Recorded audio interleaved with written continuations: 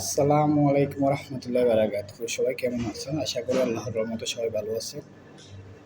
আজকে একটা হাদিস বলবো। মান সামাতা নাজা, যে চুপ থাকে সে নাজাত পায়।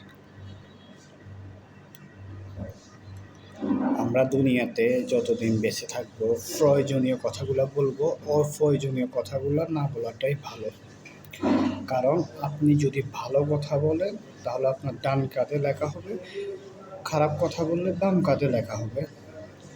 তো অপ্রয়োজনীয় খারাপ কথা বলে বাম কাঁধটা ভারী করে তো লাভ নেই।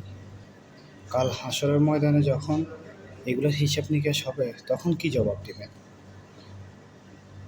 সো যতদিন বেঁচে থাকবেন প্রয়োজনীয় কথাগুলো বলার চেষ্টা করবেন, অপ্রয়োজনীয় কোনো কথা বলবেন না, গুনার ভাগীদার হবেন না।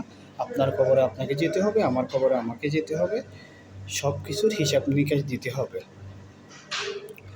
ভালো কিছু করলে কবরে ভালো ফলাফল হবে, খারাপ কিছু করলে কবরে খারাপ ফলাফল হবে। এই দুনিয়াটা হচ্ছে ক্ষণস্থায়ী, আখেরাত হচ্ছে চিরস্থায়ী।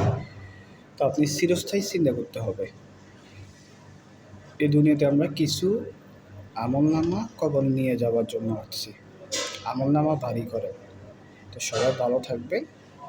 আসসালামু আলাইকুম।